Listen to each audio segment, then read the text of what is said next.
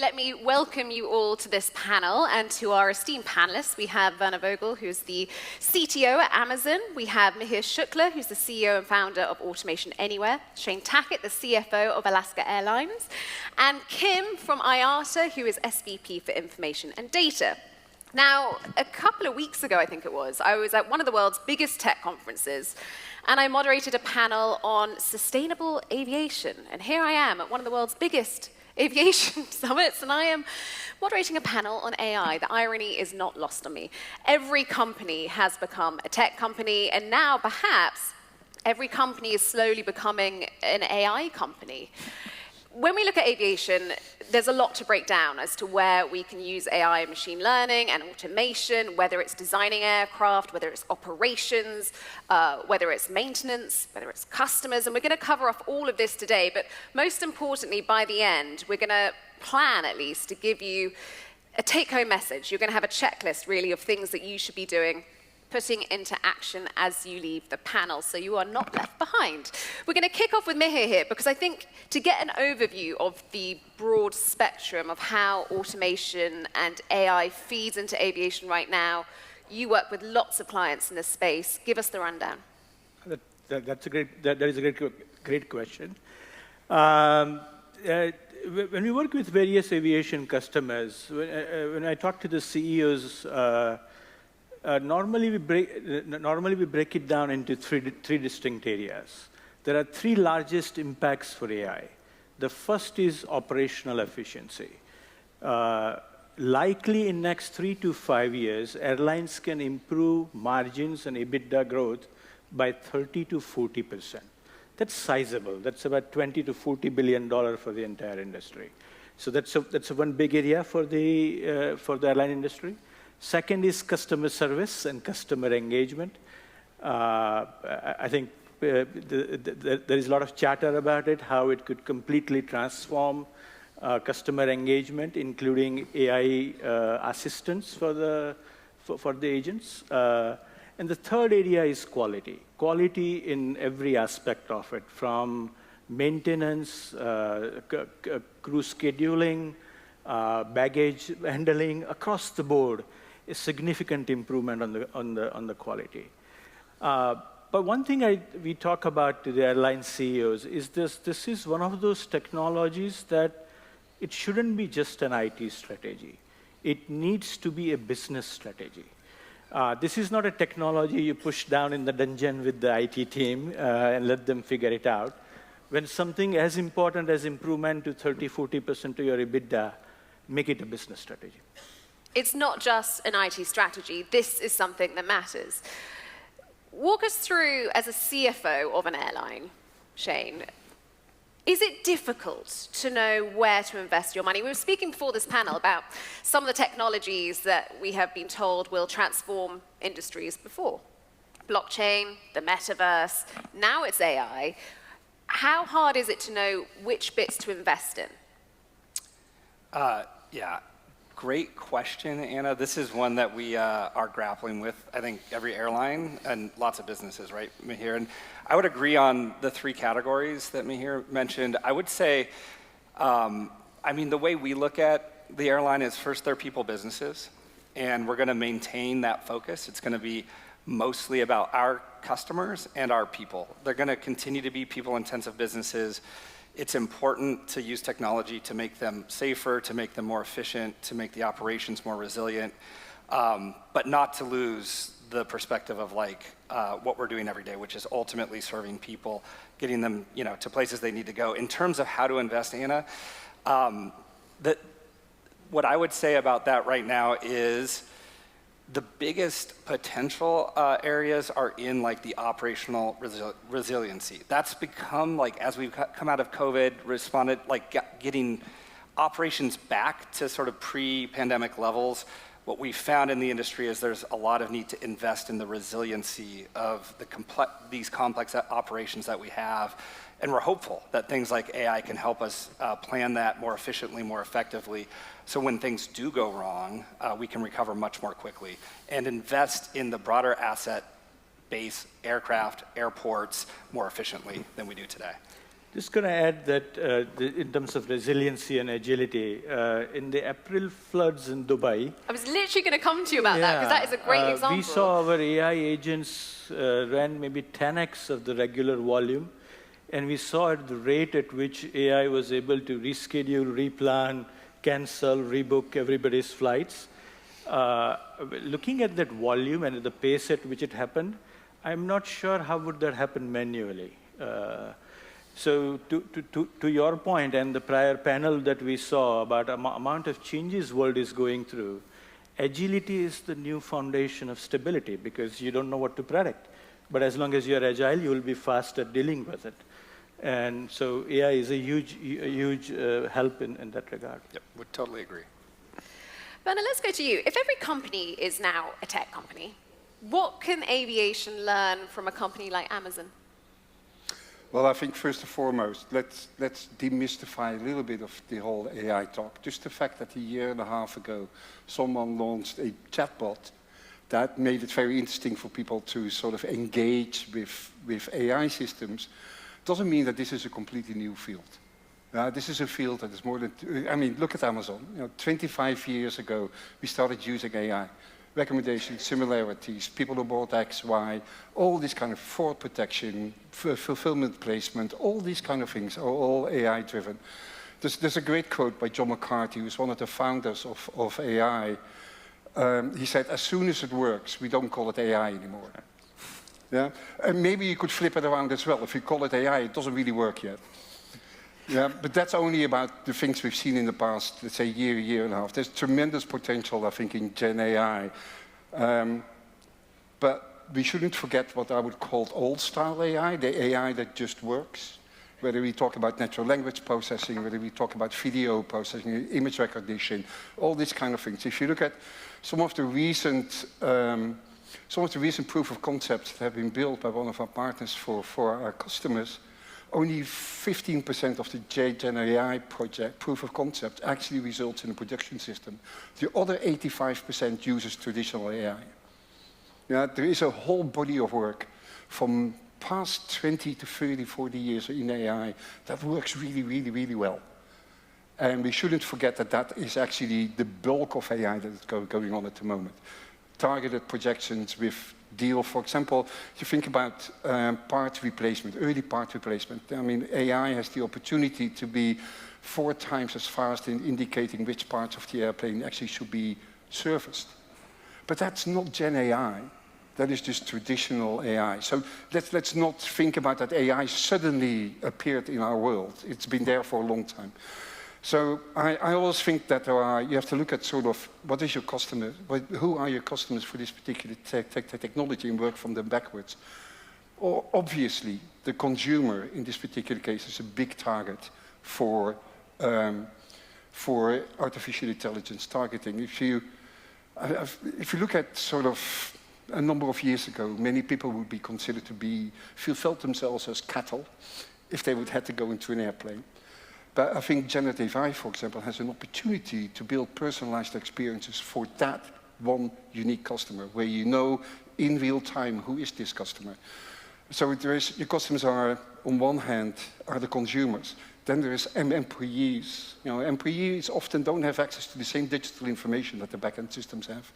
There's such a massive number of different silos inside many of traditional airline organizations just to get that data together to make sure that the right people know it at the right time to get the right thing done is already a big challenge for the airline industry. And then indeed, but think about operational efficiency. A number of airlines have been experimenting with dynamic pricing. But dynamic pricing on a per individual customer basis. What do you know about this customer? And companies like Aer Lingus and TUI and others already have been experimenting with this, bringing this in front of individual pricing for each customer. And so marketing, but then operational efficiency, backends, all sorts of areas, I think, where AI can play a role in. And why is this? Because AI is just a tool. It is about the data that we have. Now, in the past, we would be collecting data because we had questions that we wanted to have answered. And that's the kind of data we collected now. With the low-cost storage areas and cloud and things like that, we can collect all the data that we want.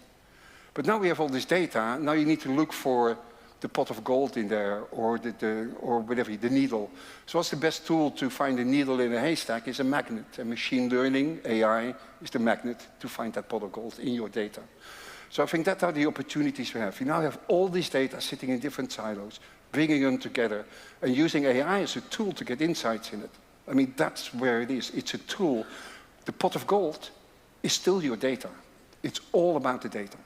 I'm going to bring out two of your points there. One being that AI is actually nothing new. Yes, there's a huge amount of hype around Gen AI ever since ChatGPT launched, but also this pot of gold concept of data, because airlines have been collecting data for decades. In fact, they're kind of flying data collecting machines. So, Kim, where's this industry at in the evolution of AI? Because they should be quite advanced, given that. So they should be advanced, but I think that the added issue for most airlines is that they give their data freely to everybody else, and then when they want access back to that data, they inevitably have to pay for it. So one of the things that we're trying to do as an organization is, and you heard that in previous panels, is to help airlines be in better control of their data. There's two things that you need in anything around AI. That is access to data and good quality data. Now, obviously, a lot of the challenges which Werner has also alluded to was in the beginning, it was all around cloud computing, and you get all of your data into the cloud. And there were lots of organizations that were like, oh my gosh, okay, I need to get my SAP data into the cloud, I need to get my Salesforce data into the cloud. And that's not actually what we should be doing, because that obviously leads to other complications as well. But then to Mihir's point, it's not only about a business strategy, it really is around the data strategy. And organizations are only going to be very effective if they understand what they want to do with their data. It's like you wouldn't use a screwdriver to do a hammer's job, but it feels like a lot of technology partners are sharing or selling this AI concept, and we don't even know if it should be AI, should it be machine learning, should it be predictive analytics, or can it just be a data visualization tool? And I think that's really the key around what we're doing with AI, is to have, once you've got the data strategy, understand what you want to do with AI, and then come up with a strategy for that as well. Is there a one-size-fits-all data strategy?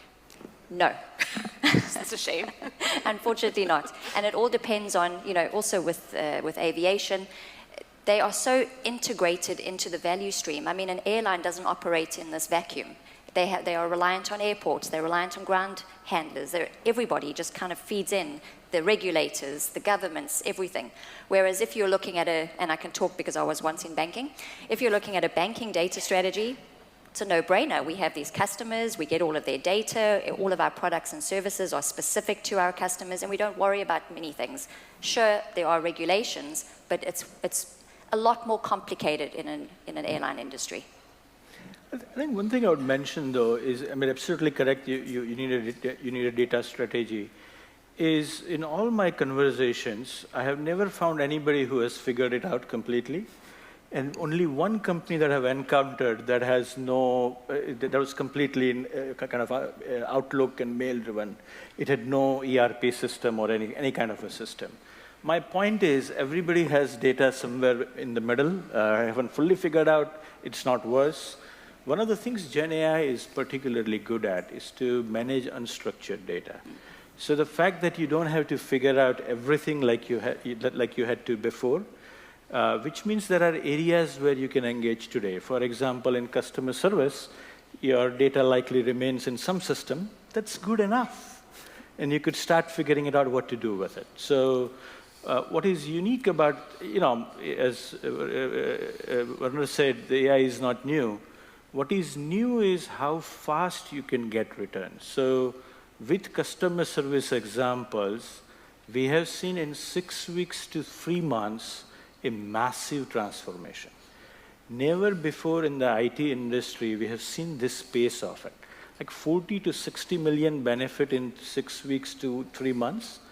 Previously you're lucky if you get project plan done in that time, right? So that's new. No, definitely. I think customer service is one of those areas I think that will tremendously benefit. Also because in many of the airline industries, data is so siloed.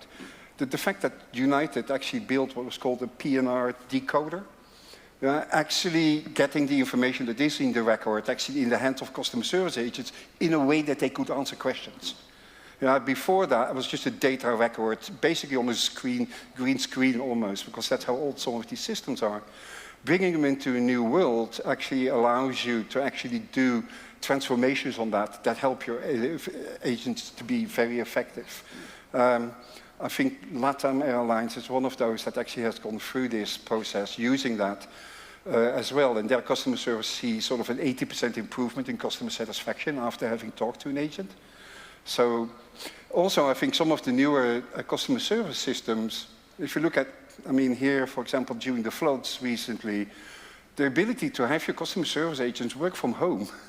It seems like a silly thing which we've done through the pandemic the whole time, but being able to actually address certain improvements in scale and then having technology to give these customer service agents all the data that they have without the need being among other customer service agents is actually tremendously important. I want to look at some of the different areas, the solutions around AI that airlines can achieve, optimization, and I think one of the key ones, particularly given we're at IATA, is emissions and how to reduce emissions, because there's a lot that can be done with technology. Shane, let's start with you. How are airlines using predictive modeling to optimize routes, to reduce emissions? How much can be achieved through that? So Alaska, we were lucky. We were, I think, the first airline in the industry to get to partner with a company that is building essentially AI-driven flight plans. The first thing I'm going to mention is we didn't replace our current flight planning software with this. We just augmented it as an additional decision support tool for dispatchers. But on a flight level, depending on length and the congestion in the airspace, and all it's doing, think about like Waze in the sky or something like that. It's looking at all of the other flying that's going on and predicting where you might have a choke point and a better way to get there, trying to get around, or above or below weather. But you can get 3, 4, 5% fuel savings in a 4 to 6 hour segment, which is amazing. And if you could deploy that across the entire industry, it's a massive amount of carbon reduction for the industry. But it's all new. It's new technology. We've got to get it deployed across not only one airline, but as many airlines as possible. And ultimately, we need air traffic control and aerospace control to start to deploy the same type of technology, because a lot of the routings obviously are controlled not by our dispatchers, but ultimately in the US air traffic control. And so I think there's a massive opportunity. I think airlines are very interested in it, obviously, because you get time back, and the number one input cost for all of us is the fuel that we put into the aircraft. Can I give 2 working examples? Please. Okay. Qantas is using AI to dynamically adapt to weather patterns. 2% fuel savings on those routes. Yeah, they're already doing that. I think it's either Aer Lingus or Ryanair. Now I'm sort of being a little bit cautious. Ryanair. Lots of shared haul flights, lots of sectors. So all of most of their aircraft are identical in sort of numbering, but there are quite differences in fuel efficiency for each of the airplanes themselves. So they are choosing the most efficient aircraft that they have to do the multi-hops in Europe, because most of your airline fuel goes in landing and or it goes in taking off. So it's not only just saying like, oh, that's 737. No, it's that particular aircraft is slightly more fuel efficient than the other one. First of all, you need to know that.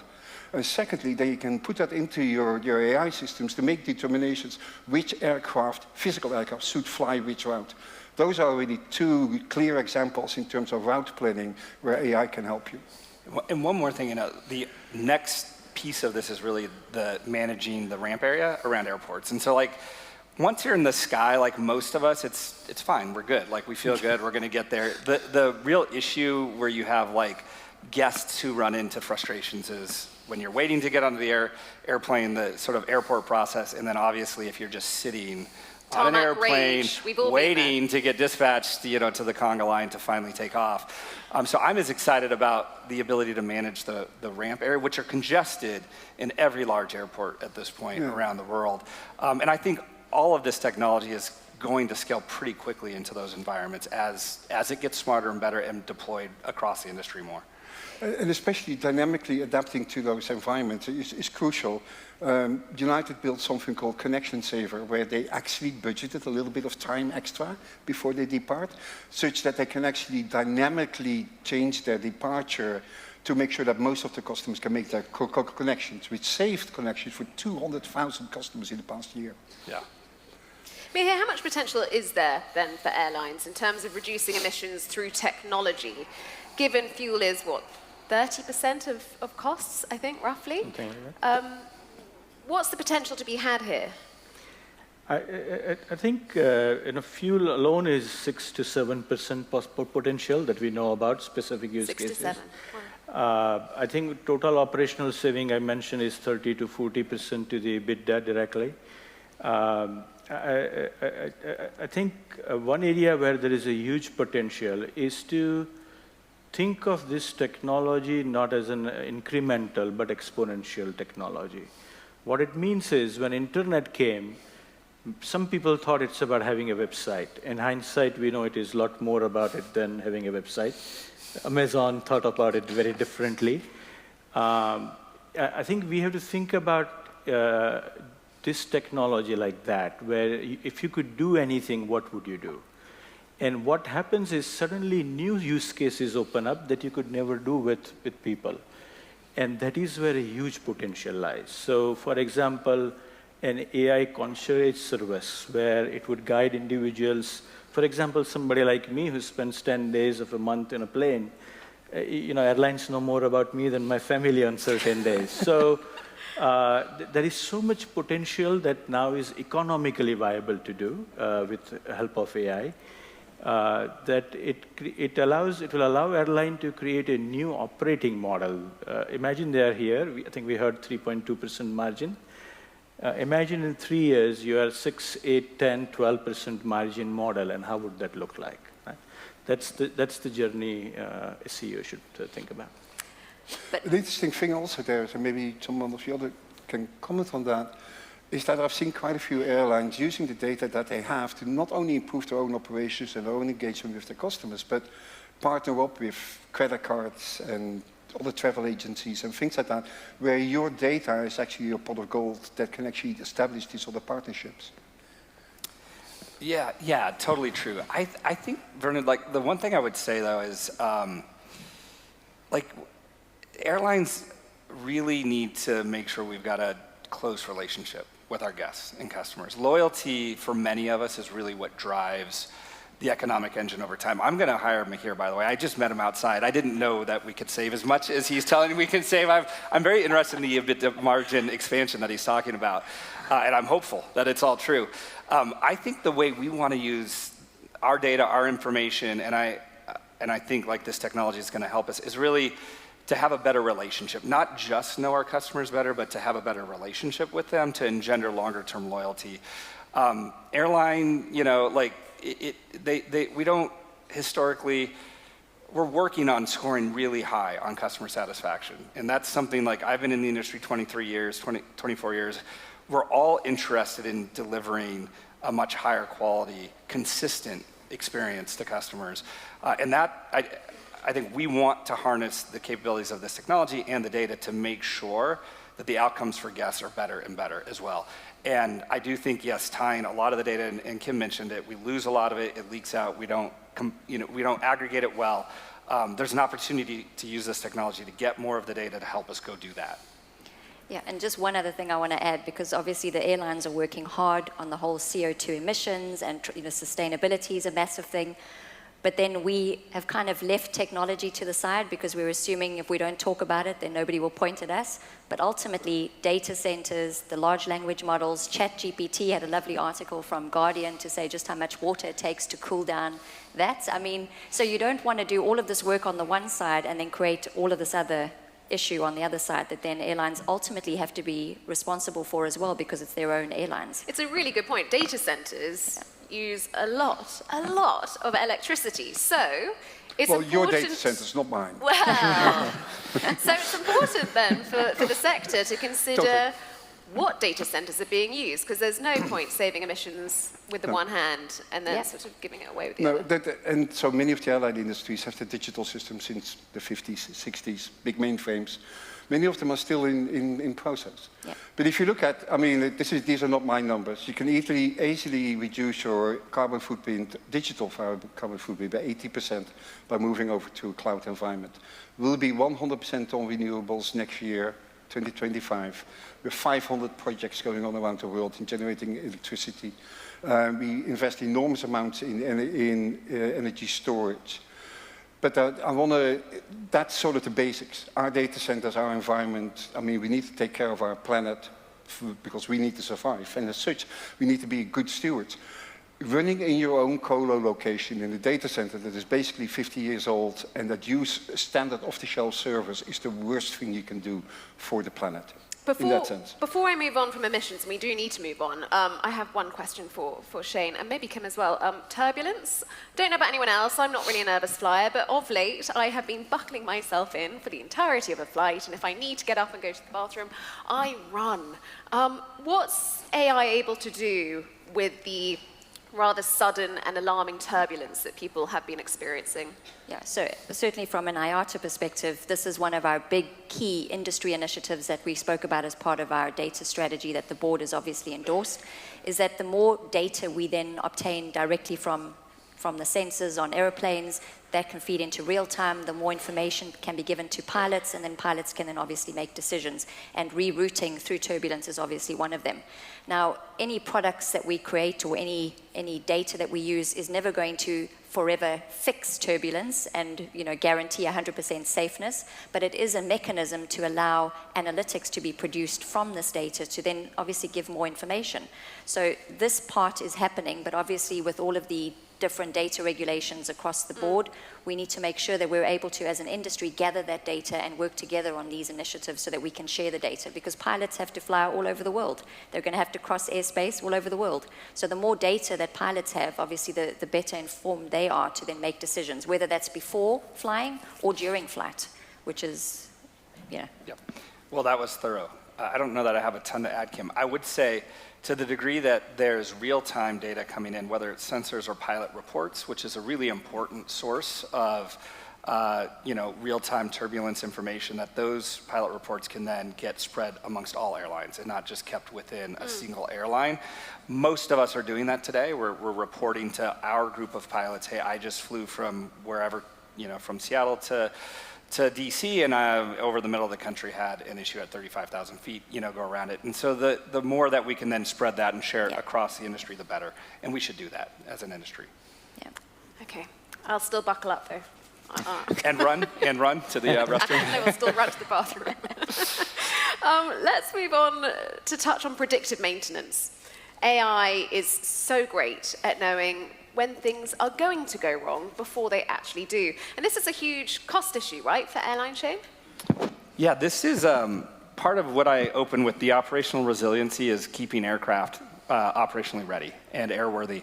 I think this is, it's interesting, Verna, you mentioned, I think, blockchain in your opening comments. And even at that time, people were saying, oh, we could use that technology to better understand the maintenance requirements of an aircraft or a fleet of aircraft. I think it's very early days, but to the degree that you could use generative AI to tell you, based on aircraft sensors or based on just its understanding of all the maintenance patterns that are going on, where to go look at your fleet before things start to sort of go a direction that you see them through the normal channels today, and proactively maintain the fleet, you'll see the entire industry flock to that type of technology. There's no doubt.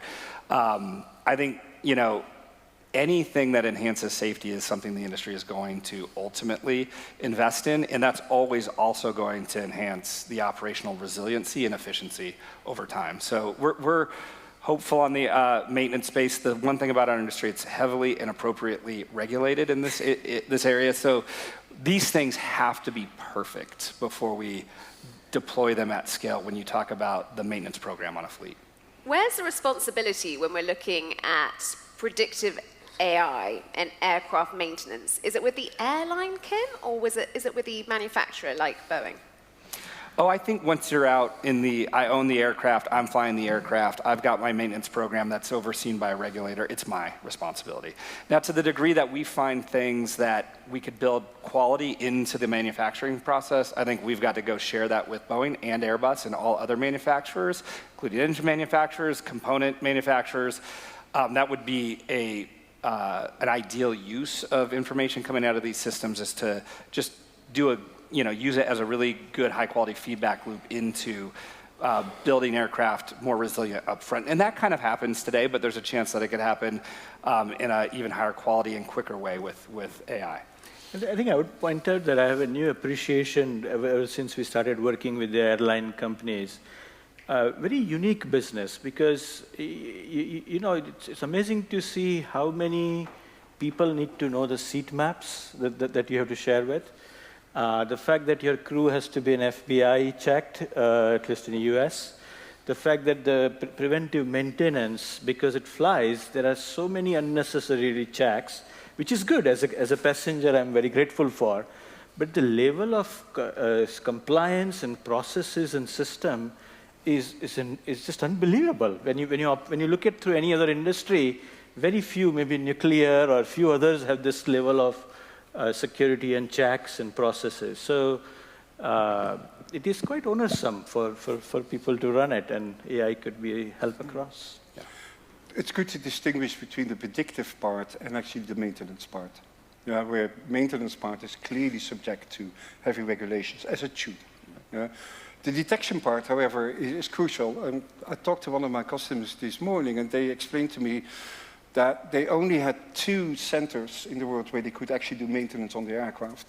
So being predictive, being able to predict which aircraft may need maintenance, not at the last minute, but actually a little bit before that, so they can bring the aircraft to the place where they can actually do maintenance on, is crucial for them.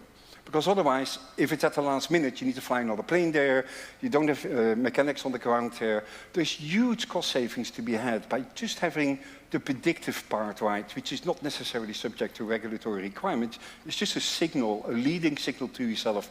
We maybe better do something about that aircraft before we get into trouble with it. Yeah, particularly when there's still supply chain issues, right? So you want to at least have those parts ready when they're ready, so that airlines don't have to try and find them all over the place. Or use potential second-hand parts on airplanes. Or move parts to the place where the aircraft is predictively, instead of some after the fact when things have already happened. That is a part, I think, that is much more, less safety related, but much more into regulatory versus the maintenance part itself. Yeah, point well made. Yep. We're going to move on to the sort of customer-facing aspects of AI, which is much more exciting, I'm sure, for lots of you, because this will improve, hopefully, how you actually travel. Kim, remind us what the top priorities are from the IATA Global Passenger Survey. What is it that the passenger wants? Well, basically what all of us want, right? Because I mean, we're all the ones who are flying. So for us, it's around baggage. When we can't get our baggage, or that there's baggage issues, what happens then? It's the fact that we want our, we want to get onto an aircraft that leaves at the time it says it can. We want to be able to get the meals that we like. We want sustainable packaging of meals. So there are quite a few target points, but I think if I can maybe just speak personally, what I would love, and I need to complete a passenger survey clearly, is I'm on a South African passport, and no matter where I go in the world, other than in Africa, I'm always needing a visa. What would be fabulous is, as a passenger, that my travel journey experience is then all kept somewhere, so that I don't need to continually fill out visa applications and wait for long periods of time. So I think it's all of the peripheral kind of areas within airlines. It's not about, once you get onto the airplane, as you're saying, everything's great because pilots know how to fly the airplanes. It's great, service on the airplanes. It's always just the before you get on and the after, hoping and praying that your Apple tag is going to tell you where your luggage is and that you're not going to be stuck without your luggage, or getting on through security and getting through the whole visa process before flying. And I think those are still some things that, passengers really want to make it more comfortable to fly. And then obviously sitting in airport, long queues at security and all of that, it's not pleasant. So it's no longer glamorous And so that's the part where I think that airlines definitely need help from other value stream workers to try and help us to try and get that to be a better point. I read some analysis of this survey which said that people are looking for speed, they're looking for convenience. Essentially, it said, is the Amazonization of aviation. Mm-hmm. People want lots of options and they want a seamless delivery process. So what can airlines do from the customer perspective that can mimic the experience of online retail? How do we make it easy, quick, convenient? Well, you already mentioned it, making it easier and making it more convenient. But also making the customer feel that you're on their side. I think if you go back to the letter to shareholders that Jeff Bezos wrote in '97 when the public went company, he really mentioned that if you're a short-term investor, do not invest in Amazon, because we align ourselves with our customers, not with our shareholders. And that actually has been a major change. Customers have trusted Amazon because they felt we were on their side, helping them make the best buying decisions. And I mean, we were talking about sort of examples, how can we help customers more from an airline perspective. But funny enough, I recently was at a hackathon for one of our airline customers, where their engineers were just, what can we do with GenAI for fun tools for our customers? And one of the teams built a packing list generator. And that may seem like a funny kind of thing. Customers loved it. Because this is one of those things, I need to go to Dubai in that particular month, and I'm going there for a business meeting, and the requirement is to bring a business suit. This is my business suit. And it will generate a packing list for you. That seems, but those kind of small things, what are the kind of things that you can do to support your customer over time? Helping make the right buying decisions. At Amazon, I remember when we started doing reviews, we got angry letters from publishers saying like, why do you give reviews? Maybe people won't buy that book. Well, maybe they shouldn't buy that book. If they feel that you're on their side to help them make the best buying decisions, with maybe not buying something, is important. So the crucial thing is that make your customers central, make sure your customers are with you for a long time, that you're on their side. If you feel, let me give an example from a different industry. So we're talking to insurance people from the insurance companies, and they have a hard time keeping their customers. And why? Because once they have to file a claim, people feel like a criminal. Yeah, because you have to jump over all these hurdles. Actually, and it's in a moment that you're in distress because your house is on fire, you had a car accident. This is not the moment where you want to feel that. If you're willing to sacrifice a little bit of your top line to immediately pay out these customers, you will have customers for life. If you treat them like a criminal, they will immediately go over to a different business. And I think that goes for any other area, whether it's retail, there's a certain retail part to avionics, of course.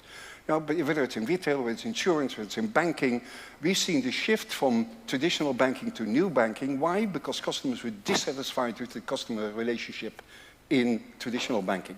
You need to be on the side of your customers if you want to keep them for the rest of your life. By the way, the whole generative AI, with 2 steps into a marathon. Yeah, we really we will see a lot more happening in the coming years to come. Don't make your decisions immediately now. But look at what kind of things have worked in other areas for just addressing your customers. Be on their side. Help them be successful. I think that's something that every customer in the airline industry is looking for. Whether you are in row 55 in economy class, but still being treated as an individual with the staff knowing about you is crucial. 2 steps into a marathon. Shane, you've taken a few of these steps. There are some very interesting AI initiatives at Alaska Airlines. Sure.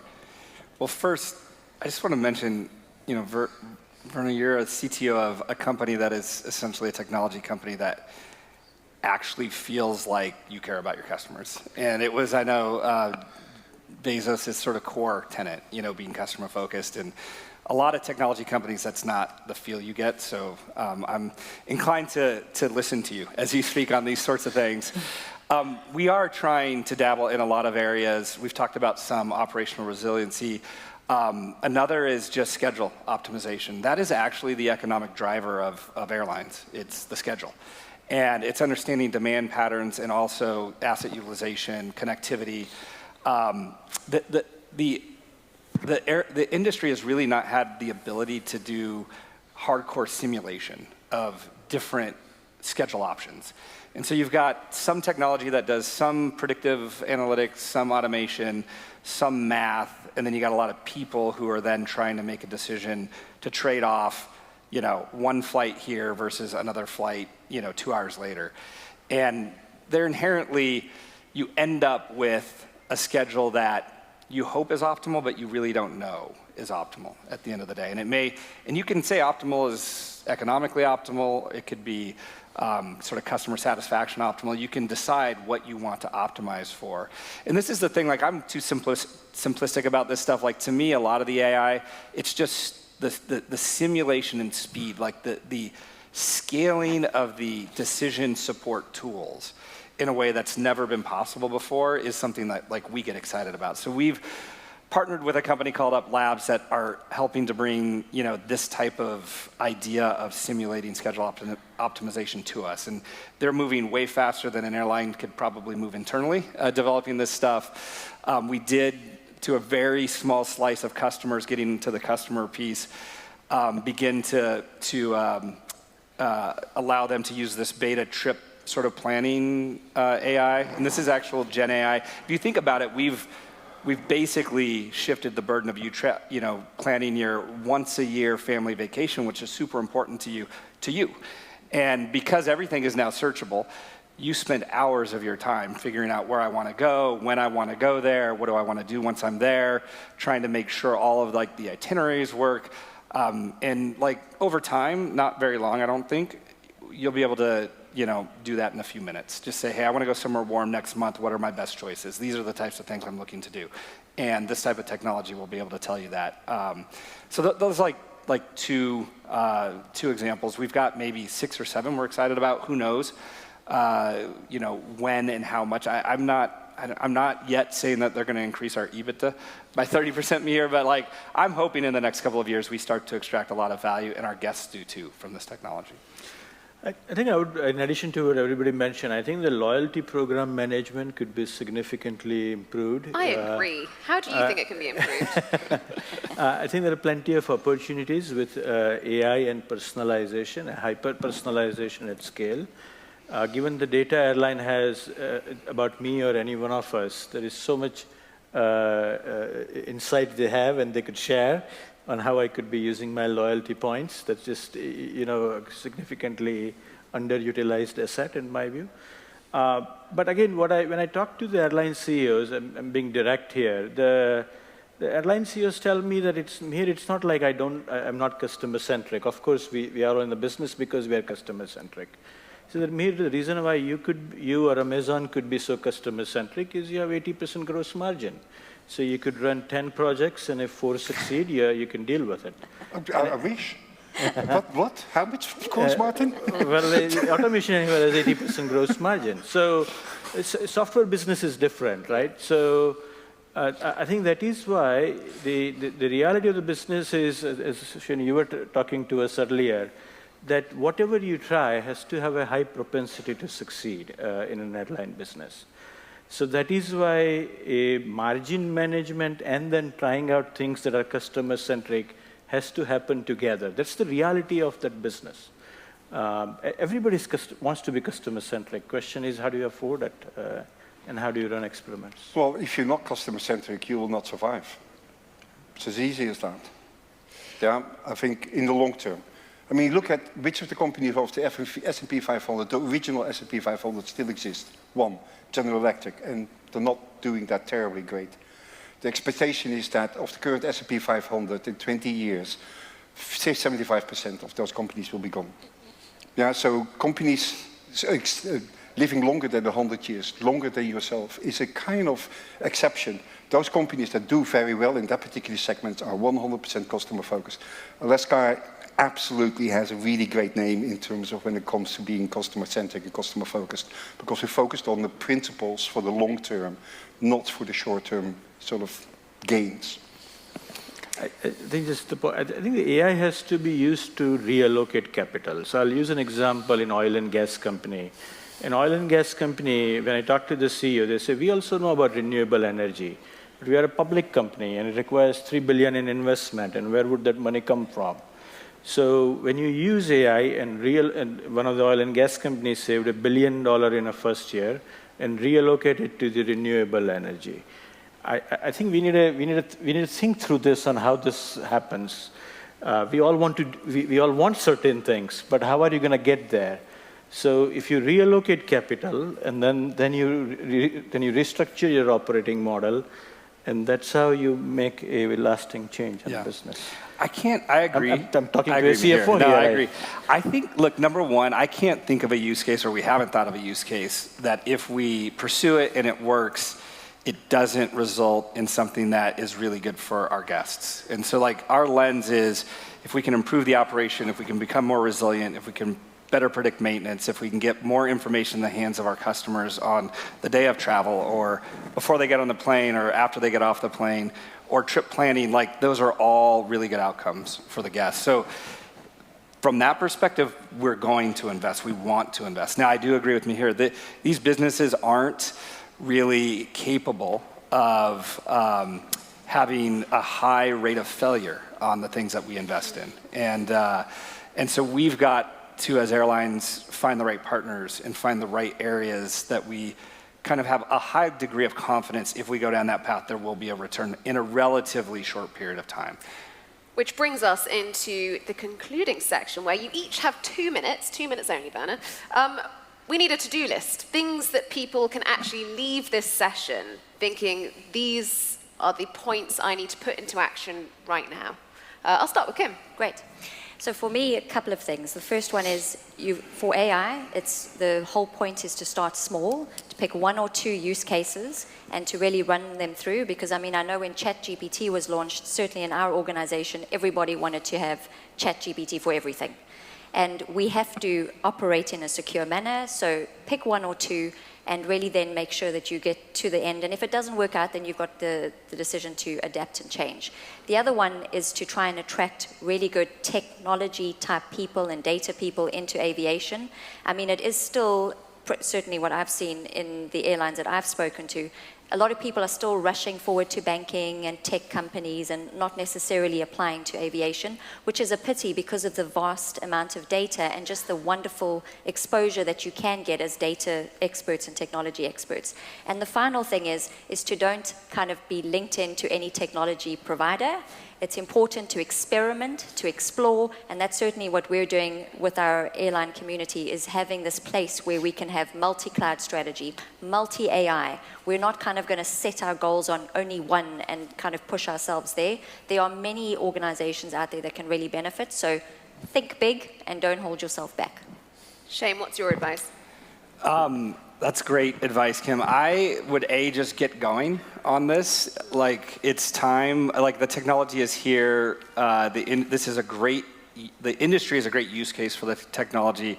So I would get moving. I agree with Kim. Don't think you're going to change the company structure overnight or get value out of it right away. Start small. Number 2, I would find personally good partners, people who, technology partners who are practical. There's a lot of hype around this. Yeah. Everybody is selling this capability. You've got to actually spend time finding the right people who can partner with your culture, your company, your technology, your internal technology teams to actually deliver value over time. And that's not an easy thing to go and do it. It will actually take time. Personally, I would direct a lot of the resource towards operational resiliency and things that improve the guest experience. Speaking of an excellent partner, Mihir? As I mentioned earlier, I think it has to be treated like a business strategy, not an IT strategy. I would, instead of jumping into use cases, I would take 2 weeks and, as a CEO of an airline, and think what are the possibilities. Because sometimes you end up doing something that's trivial and miss out on a big benefit. So take a step back, look at what are the possibilities. In some areas, benefits could be immense, and decide where you want to go first, so that will be important. Second is, don't hesitate to demand that in 3 months or 6 months, you need to see 10, 20, 30 million of benefit. This technology can deliver, so if I was a CEO, I would demand that. The last, but very important, is to invest in reskilling. I think we are going to see a huge transformation of the society in this journey. And what airline CEOs, like most of us, will be faced with is we won't be able to compete without this technology. And if we try to implement it very fast, we're going to get pushback from employees and labor unions. The only way to deal with it is people are reacting it with fear. So reskilling is essential, because there will come a time when if you haven't reskilled, CEOs would be placed between rock and a hard place. Time to begin reskilling is now. This thing is coming faster than we know. There have been examples that we have seen where this technology would do 1,000 people worth of work, what 1,000 people do in a year. It can do it in 2 days. You won't be able, this is like industrial revolution. You won't be able to compete against that. So your only choice is to have to get on board and get everybody with you. So start small, get going, find a good partner, make sure you're reskilling your workforce. Use this as very much optimization and business strategy. Werner? Can I add? Do we still have something to add here? Do you want to copy and paste Mihir's answer? Maybe how to pick the small projects. I think few of the things that I've seen successful by quite a few of our customers is start to figure out that if this particular proof of concept that you're doing, if it is successful, it has significant impact on your business. Find those questions that you never could answer before, that you always really wanted to know about your business. Take that particular question and try to figure out if you can answer that based on data. The second thing is that experimentation is crucial.